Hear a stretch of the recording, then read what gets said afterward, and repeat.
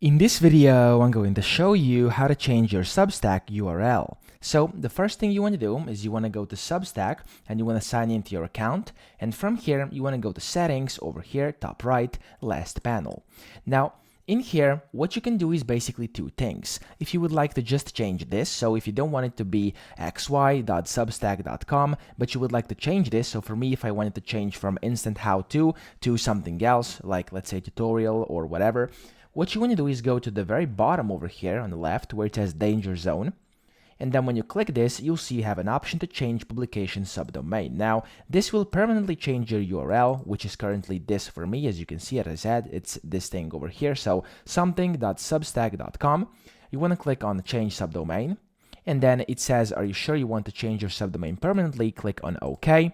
And from here, you then want to basically put in the new subdomain. And once you do that, press OK, and you're good to go. Now, this is if you want to actually change your substack.com domain. But if you want to use your own domain, what you can do is the following. So over here on the left, you have an option which is called domain. Click on domain.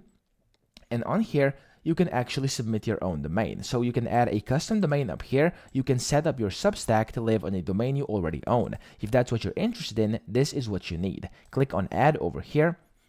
And then once you do that, it says that, of course, they will allow you to move the Substack to a domain you already own, but it says they charge a one-time fee of $50 USD to complete this operation. So you'll have to put in your card number, you'll have to submit, and then after you pay the 50 USD, $50, you'll be able to basically change your domain and add a custom domain in here. So that's pretty much it. I hope this video helped you out. If it did, please subscribe to the channel and help me out as well.